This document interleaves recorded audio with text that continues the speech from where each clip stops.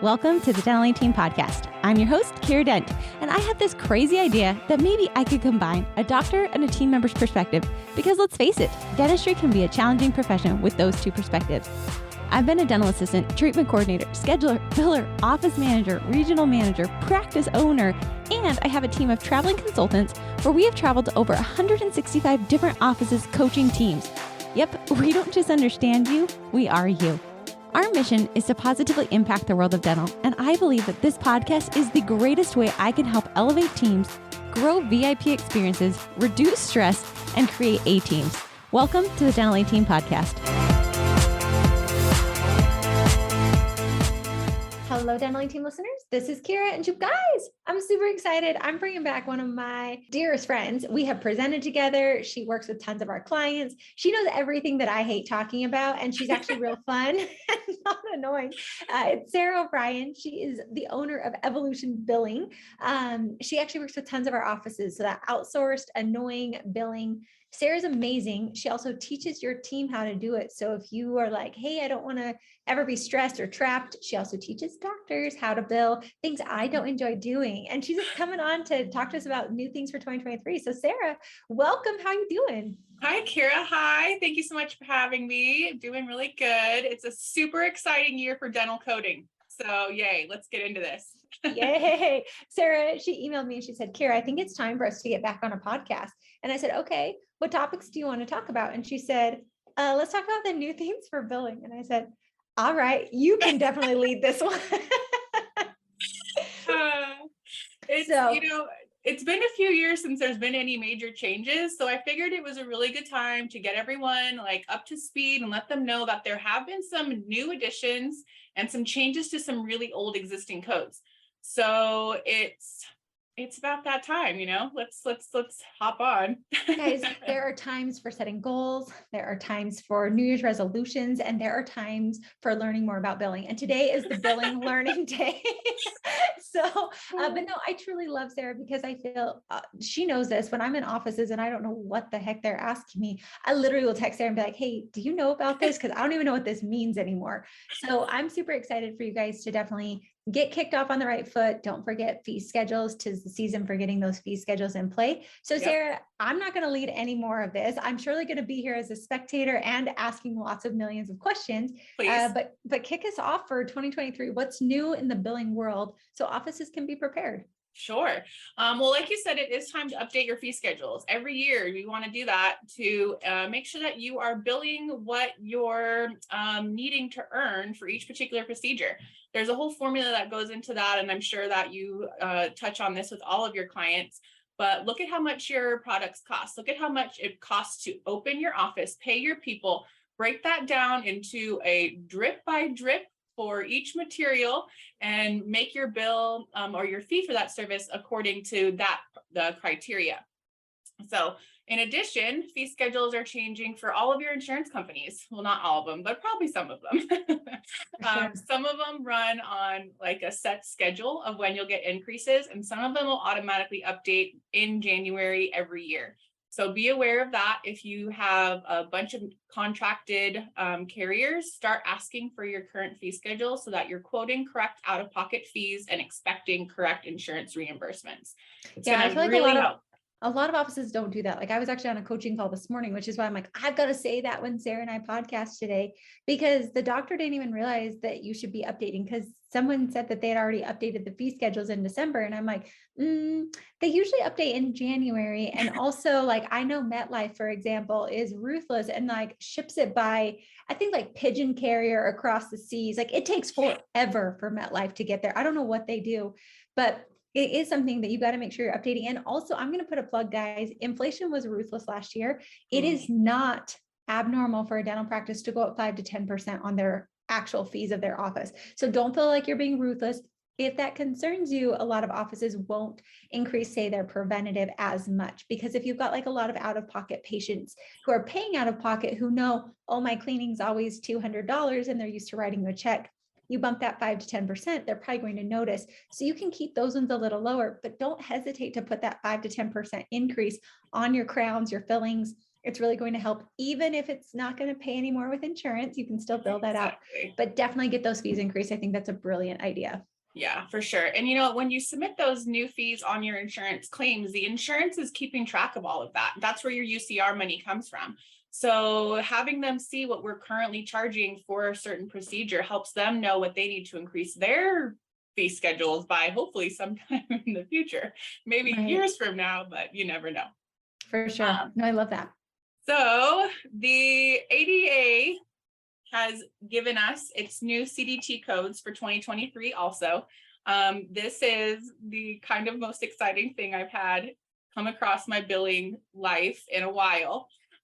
We've talked about this before, and I recommend that most offices don't need to buy the current CDT book every year. There's just no reason for it. This is a really good year to get it. So if you don't have one, or it's a few years old, check out on the ADA website, or you can even get them on Amazon if you want to, the new coding book, which will have all of the things that I'm going to tell you, plus a million things more that I won't tell you. Basically, the CDT codes have updated a lot. There's a whole bunch of new ones that they've added for the year. And there's a whole bunch of changes to existing codes that have been around for a really long time. My first really exciting one is FMX code. The 2010 or the 0210 code has a new descriptor, which it's been the same forever, right? Like 14 x-rays showing roots and teeth, blah, blah, blah. That's what it always was prior to now. The new one, let me get to my correct page here. I mean, this book is pretty thick, guys. There's a lot in these coding books. Cray. Like, I'll show you the depth we're looking at here. And for those of you listening, it's like an inch and a half, 2 inches thick. At least, those are your codes, guys. Yeah. This is so important. Having the correct code for the correct procedure that you're doing is like kind of the number one most important thing for billing. We have to code what we do, we have to bill what we're doing, and we have to know what we're doing to be able to code it. So the book really helps guide you and drive you to those codes. There's a couple of different ways that it works for you. Usually you have kind of an idea of what you're doing. You can look it up by description, or you can look it up by title. So if there's any question, say the doctor is doing something outside of their norm and you're trying to like dig down and drill into what is this actually procedure called, that'll help you get to that name. So the new code, the 210 intraoral comprehensive series of radiograph images, now says a radiographic survey of the whole mouth intended to display the crowns and roots of all the teeth. All of the teeth. So if you've got a person with 4 teeth and you're taking 4 PAs, that's now an FMX. If you've got someone with 32 teeth and you're taking 4 bite wings, 6 PAs, whatever else it is, they're intraoral, you're displaying every part of every tooth, that's now an FMX. So the descriptor includes, it can include over the usual 18 x-rays that most of us have in our minds when we think of that layout for the FMX. It says 14 to 22. But again, if it's a full mouth's worth of x-rays and all of the teeth are being shown, code it as an FMX, code it correctly. So that was mind-blowing for me because so many offices struggle with their x-ray coding, right? Like pano and 4 bite wings. Do we code that as an FMX or do we code it as a pano and 4 bite wings? The answer is a pano and 4 bite wings because you're not taking these images intraorally of all of the roots and the apexes and all of the interproximals and all of the crowns and everything in between.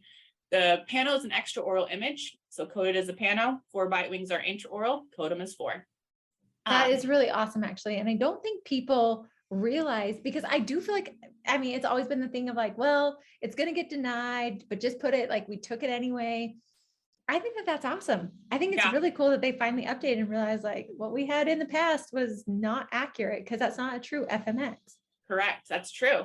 And if you take an FMX and you're taking an intraoral image of every tooth in the mouth, and then you, in addition to that, take a pano, bill them both, submit them both. Don't just submit one or the other because you're trying to get, what the insurance is going to do anyway. The secret to dental billing is to ignore what you think the insurance is going to pay and bill for what you've actually done on the date of service. So that's the correct way to do it.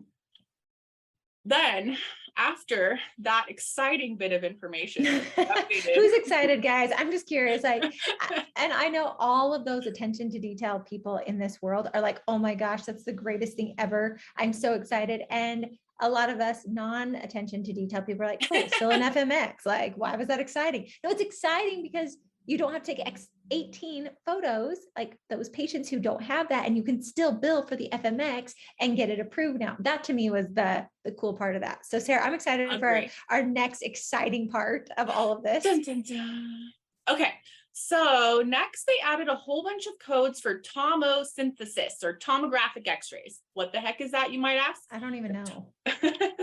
And I should know. I Googled the definition because I kind of have an idea of what it is, but I wanted to have the actual wording. It is an imaging technique in which multiple x-rays are layered together to create a 3D image. So it's kind of like, I'm sure there's software that do it for you. And then there's also all of these CBCT scans that many offices are pulling into place now. And it's a combination of multiple images that they layer together to be able to create an image in 3D. So the new codes, there's probably a handful of them, intraoral bite wings, periapicals, full FMX of tomographic x-rays, and then of course PAs. But basically what it's saying is that if you have multiple images that you're using to create another image, then you don't want to bill the previous normal PA code or bite wing code. They created new codes specifically for this situation. So be aware of those. It's probably going to be a fairly infrequent code that's used, because if you're looking for something in particular, you're going to be taking that particular image. But for those offices that really have, the detail-oriented doctors who want to look at everything from every direction, this is going to be a really good code for them to use. That's pretty awesome. I feel like I do feel we're advancing in dentistry and in technology. And so for you guys to actually be able to bill out what you're actually doing is going to be awesome. And I do think that there is a geek side of me, the nerdy side, that's like, I actually just want to know like what things have changed, what things have updated, because in dentistry, I feel sometimes we get into our ruts and we just do the same thing that we've always done. And yet I feel like we're missing so many opportunities to bill out for services that we're already doing. We've just never even known that it was a code for it. Exactly. Yeah. There's a saying, speaking of, suppose your doctor is out of the office and the patient comes in and you're just taking a quick x-ray so that they can review it from home and let you know what to do. They've added codes for that as well. These are let me find the numbers here. This is going to be awesome too, because I think about, I feel that this actually might change state laws where, like, in order for us to do anything, a dentist has to be present. And how many times are we without our dentist there, but yet dentists go on CE, you could still see patients. And so if they're already putting in codes for you to see a patient, win the x-ray and take an x-ray on a patient when doctor's not available, my hunch is things will probably be changing in the future for, can we be seeing care under the, I would say, even the guidance of a hygienist. I'm going to say, like, it's not out there yet, but if they're putting these codes in, guys, I'm guessing the trend will be there. So yeah, it's hopefully moving in that direction, right? Like where we're able to do what we know we need to do when we need to do it. So, so suppose you're taking the FMX and there's no doctor present, but you know that that's been diagnosed and that it's needed to be done. Code D0709, intraoral comprehensive series of radiographic images, image capture only. So they're not being read immediately by a dentist. They're just being captured and then put away in a nice little chart for them to review at the right time or when they're able. Then when the patient comes back and the doctor is visually examining them, you post the evaluation and away we go. So you really could then, because in the past, it was always like, if we do an FMX, you've got to link it with a comp exam, which I would guess if you're doing an FMX, comp should go together. But if you do this new code, you don't have to bill with that comp code, which would be great for hygienists needing to do treatment when doctors are out. You're able to bill it, then tack that comp exam on the next one. Doctor can review at that time. That's very clever. Isn't that awesome? Yeah. They're really cool. They're catching up to real life here, which is even, awesomer. I am super curious because like I feel dentistry and dental billing has been, let's just say, I feel like they're like still hanging out in the 1800s. Like I feel it's so old school, their fees of what they allow, but I don't know. I have this like weird hunch. I did a podcast with Pearl for AI the other day. If you guys missed that one, definitely go check it out. It's very interesting how AI is coming on board to start like helping with our x-rays and helping with case acceptance. That I just have this hunch that dentistry and billing and these big insurance companies are realizing they need to start catching up with the times because AI is coming in, things that are going to force dental billing, in my opinion. I could be totally off. I think it's going to force it into the forefront faster than they thought it was, which I'm curious if that's why 2023's coding is so much more advanced than I think it has been in the past. I don't know what your thoughts are, Sarah, but I'm kind of feeling like AI technology advancements are truly forcing dentistry into a more current era. Are you guys sick of trying to figure it out on your own? I know I am. When I'm trying to run a business, sometimes I just think like there's got to be a better way to do this. And so for me, my answer has been to find someone who's done it and does it really, really, really well. Like I'm talking the best of the best of the best. I want someone who's been in my shoes, somebody who understands what I'm going through. When I was looking for the consulting business, I found a coach who literally has run a consulting business. Well, that seems like the perfect fit. So you guys, right now we have a few spaces open in our Platinum Consulting. That is in the consulting where we actually come to your practice. We help you get systems implemented. We don't just tell you what systems to implement. We actually implement them with you and for you. You guys, it is one of the best investments I've ever made is to hire a coach who understands the business I'm in, who's lived it, who's done it. And that's what we in the Dental team do. We literally physically fly to you. So if you're sick of trying to figure it out on your own, if you just want somebody who understands you, join our Platinum. I'd love to have you. I'd love to have our consulting team come out and see you, be in your office, be with your team, and truly help you get onto the easy path of dentistry. It doesn't have to be hard. So join us in the Platinum. We'd love to have you. Yes, you hit that nail on the head. That's exactly my thought along the same lines, that we're finally getting to the point with the dental coding and the dental industry where we're not 1950 anymore, which is where it's been stuck since it was invented. And hopefully we'll be seeing those advancements in other places besides the actual, gear that we get to use. Mm-hmm. So it's super exciting. Speaking on that, they added a bunch of new codes for 3D scans. So direct and indirect codes. So pay attention to whether you're scanning a patient or a model, because there is a difference. But 3D dental surface scan, 3D facial surface scan, both direct and indirect have been added. It's codes D0801 through D0804. And basically it's for presenting, in my opinion. It's for being able to utilize that image on a screen to rotate and learn from, both when discussing with the patient and evaluating for future treatment. So those four codes are right along that same alley of advancement and new technology and things that weren't even able to be done a few years ago. So Sarah, do you think with all these new ones that we're able to bill out, patients' maxes are going to be met a lot faster because now there are more codes? And I don't think I've seen a lot of maxes increase. That I'm wondering if this year will be the year where we're billing these things out. Because I can also hear offices say, hey, this is really awesome and I'm super excited to bill this, but I'm going to max out my patient's insurance way faster. Is that actually going to decline patient acceptance? Which I think is a valid question to ask. That's why I'm bringing it up. That I would say I would bill out, guys, because if insurances see that they max so fast, the patients are the people who are going to be livid with their insurance company, calling the insurance company, and hopefully we'll be able to, one, either get them out of all the insurance plans, or two, hopefully in the next 2-3 years, you'll see an increase. So I don't think I would, as a practice, watch that, get really good at presenting treatment plans, not dependent on insurance, but to Sarah's point, bill out what you do, and then assess the cost to benefit. Like I know most offices don't bill for oral cancer screens. Why? Because they don't want patients to say no. But if you're doing a scan outside of the mouth to make a better model to be able to do better treatment, bill out for that, guy. So I really think don't be shy, but this is going to run maxes a lot faster than I think we've ever seen before.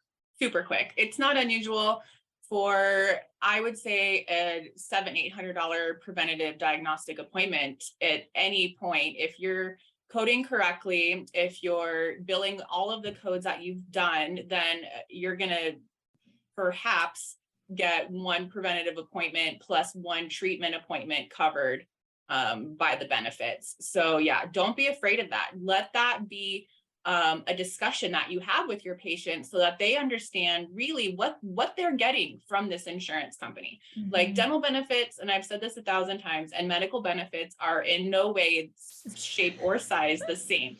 So don't expect to go to the dentist, and we all know this in the dental industry, that it's not going to be 100% paid for. You pay your small deductible and then that's it. It just never has been that way. And this, like you said, will hopefully help the insurance companies realize that for it to actually be a benefit, it's got to be better than a coupon. Mm-hmm. So get Agreed. It there, guys. Get it there. So I think this is going to be a year to learn all these new codes, build them out, and then also get real scrappy and learn how to present treatment plans, not dependent on insurances. If you're an office who has always been very insurance pro and you hear your TCs talking about insurance, like I hear it still to this day, guys, like, oh, it looks like your insurance is estimated for this, because your TCs are scared of them saying no, but it's a $2,000 benefit and that's it. This is going to rack it up very well. So I think this is going to be a year for, and I mean, you've got inflation, you've got economy, you've got all sorts of pieces coming into the mix this year that I'd say this is the time right now to start practicing and getting comfortable. Because I would guess maxes are going to max way faster this year than they ever have in the past if you bill what you should be billing, which is a huge benefit for you, but you're going to have to get real good with that verbiage as well. Absolutely. And I will also say that just because we're billing it doesn't mean it's going to be covered or paid. So don't be surprised when they bundle all of your x-rays together and call it an FMX. Don't be surprised when they totally just say non-covered, non-billable service. If you're contracted with the carrier, you still have to follow their rules and jump through their hoops, but we need to be submitting the actual services that have been completed so that they are learning and growing and becoming better, hopefully. Like we want them to be. Exactly. My sister's husband is actually an actuary for an insurance company. I've never said the name of the company he works for. Don't worry, we definitely go the rounds about it. But I do know from that side that they are watching the codes that are coming through because they're assessing all the data. So I think as practices, we have a moral obligation to bill it out, see if it can get covered, just to also give data to the insurance companies. Because if they're seeing these new codes are only getting a few submissions, they're not going to cover it. Like, why do you think they changed the FMXs? Because they saw so many of those coming through. They realized it was different things. We're definitely fighting back saying, no, this person only has 4 teeth. That's why it's an FMX. Like, what do you want me to do? Take 18 x-rays of nothing? Like right. This is this patient's FMX. But if we would never have given that information, I don't think codes would have changed. So definitely, I think do your part, bill it out, because they're looking at those stats and those statistics of how many are billing out there for sure. Yeah, for sure. And I'll also add that if your supposed patient's mouth has a lot of crowding and their teeth aren't easy to radiograph, if you've taken 18 x-rays and you don't get every single tooth in the mouth, that is therefore not an FMX. So that would be, how many PAs did you take? How many bite wings did you take? If you're not following the descriptor for the code, then don't assume that it has to be billed that way. So keep that in mind as well. That's a good point. Yeah. So other exciting codes, there's a bunch of vaccine boosters and administrative dose, blah, blah, blah, for all the different companies that do the COVID vaccines. These I honestly don't see happen very often in any dental office. So if you're doing them, make sure you're coding and billing them accordingly. Other exciting stuff. So the full mouth debridement code 4355, we all know this code. It's a giant pain in all of our, what's. If you do any type of billing, you know that code. Yeah, it's changed this year. The new descriptor for the 4355 is a full mouth debridement to enable a comprehensive periodontal evaluation and diagnosis on a subsequent visit. It no longer has to be done all by itself.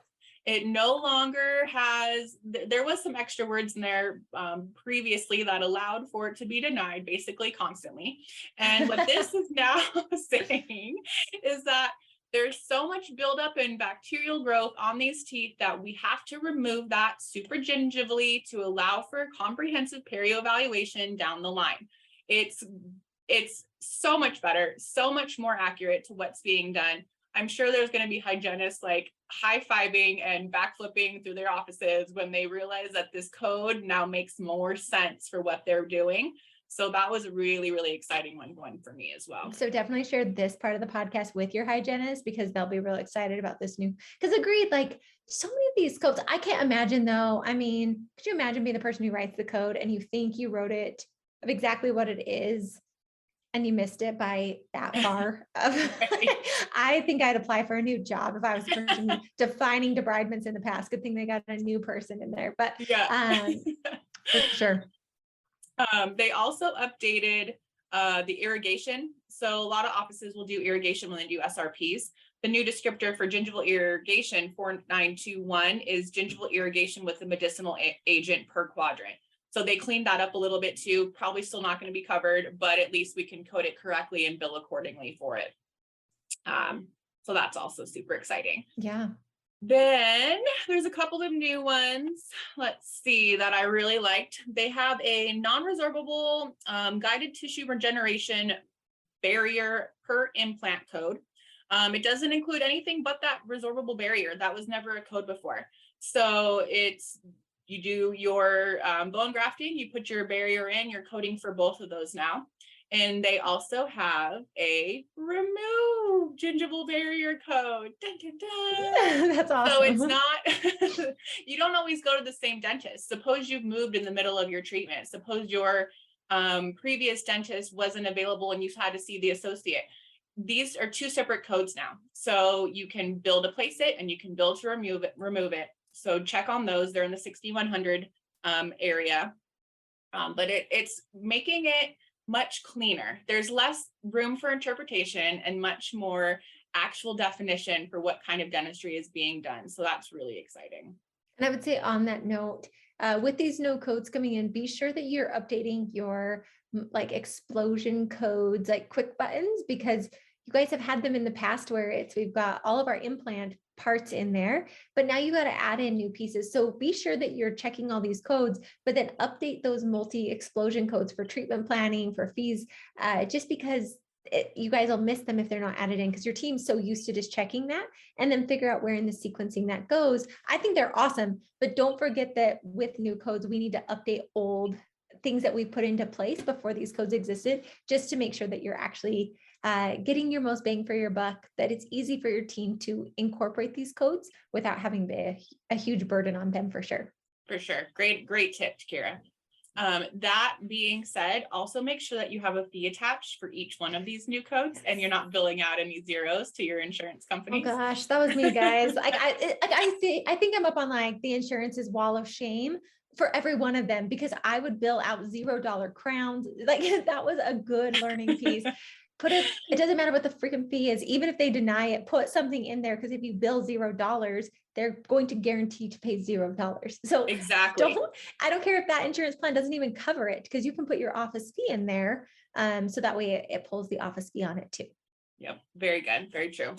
There is about 10 other new codes that I'm not going to make you listen to me read all of the descriptors for. But be aware that a lot of things have been added this year. So if your office does a lot of surgery, if you do a lot of anything, review those and make sure that you're billing exactly what you're doing every single time, every single patient, and look for these new exciting changes. Even if you don't get your new CDT ADA code book, a lot of your insurance company websites will have those available for you. MetLife, I know, sent out like an updated code guide thing a couple weeks ago. Also, I wanted to tell you guys, there's a bunch of new insurance stuff happening. So make sure that you have a login and a password for all the insurance portals and are reviewing what is available to you on their websites on a regular basis. United Healthcare is no longer accepting appeals on paper for some plans. So be aware of those. 2023 is vastly different than last year. It's like, I don't even know, some light went off over there and people realizing it is 2023. Let's get with it. So check those out as well. So Sarah, what would you say is, I mean, I'm sure everybody has a lot of time on their hands and would love to just read through this code book. Is there anywhere within the new codes, other than going to the websites, where it says like all the new ones that have been added or the updates? Is there anywhere that's like a quick, fast guide to see all the updates? Or is it really, I've just got to like scroll through, look at them in comparison? I would go to the ADA website and look for their 2023 updated code blast informational section. It should all be there listed basically by what's been added, what's been deleted, which was only 2 codes that no one ever used anyway, and what's been changed. So they should have one little click that has all that information for you readily available. And if you're really wanting to get the details, the coding companion that goes with this 2023 CDT book has every bit of information you could possibly imagine. It's got examples, it's got scenarios, it's got questions that have been asked and answered. So a lot of information in that as well. That's helpful. And honestly, I'm just going to like throw it out there. Offices, please take Sarah's advice. I have preached on this many times. Get that username and login to log into every one of the portals, because so many of them, I don't know if you guys have noticed, McDonald's doesn't have employees as much. So now you have a kiosk. Restaurants are having you QR code. They're having you pay on QR codes because we're in a bit of a labor shortage. If you guys haven't noticed, who knows if that will switch? I'm sure any of you looking for a dental assistant right now know that there's a freaking labor shortage out there. But that's, I think, what's happening with insurances too. They don't have as many employees. So therefore they're changing up the rules. They're going to be looking to deny more often. So be sure that you're looking for that. Get those logins. People who are calling insurance companies, guys, I truly do think calling in will be a thing of the past. So definitely get up to speed yourselves, get online, get familiar with it, because I think it'll help you long-term. Yep. I was able to appeal a denial through a chat bot on Delta Dental's website. So it's happening. It's happening. It's there. So Sarah, if people have zero desire to learn how to do billing and they say, I just want to outsource this, because guys, Sarah, even though she gets sick, she owns a company and she has to find people to do your billing for you. Even if they get sick or call out or decide they want to have babies or want to go and move to another state, Sarah has to keep fulfilling for you guys. So Sarah, if people want to get in touch with Evolution Dental Billing and they want to have you help their practice, or they want to be taught themselves, how can they connect with you and have the Evolution Dental Billing experience? Well, there's 2 easy ways to do that. Check out our website. It is evolutiondentalbilling.com. You can call me. My phone number is 602-318-9396, or shoot me an email at sarah@evolutiondentalbilling.com. That was her real phone number. So you can definitely text her. Be sure to tell her you heard about on Dental 18, because she does have preferred pricing for our Dental 18 listeners. So Sarah, I appreciate that, because honestly, guys, I don't take the time to go read up on the new codes. I love people like Sarah who are obsessed with that, just like she loves people like me who are obsessed with teams, and we are a real good yin to yang. So Sarah, thanks for that, guys. Truly don't get stuck high and dry when you don't have to. And you guys can just take time to learn these billing codes. Look at them like doctors and billers. You can literally have a meeting where billers, you can take it to your doctors and say, hey, here are all the new codes. How can we update our explosion codes, our quick button codes? How can we start to incorporate these? What fee do we want to charge doctors? I know that's always a big thing where you have to come up with your fees, but update those fees for your office. Make sure you do that boost. Most of them can go up across the board. So it's very simple. Update all the fee schedules from your insurance plans. That's the annoying part. Add fee schedules if you're not already doing that, and then update all these codes. And Sarah, thank you so much, guys. Truly, Sarah's one of my dearest friends. She's someone I just adore. So guys, reach out to her. Let us know how we can help you. Sarah, thank you. And thank all of our listeners. Yeah, thank all of our listeners for being here today. And as always, guys, thanks for listening. I'll catch you next time on the Dental 18 podcast. And that wraps it up for another episode of the Dental 18 podcast. Thank you so much for listening, and we'll talk to you next time.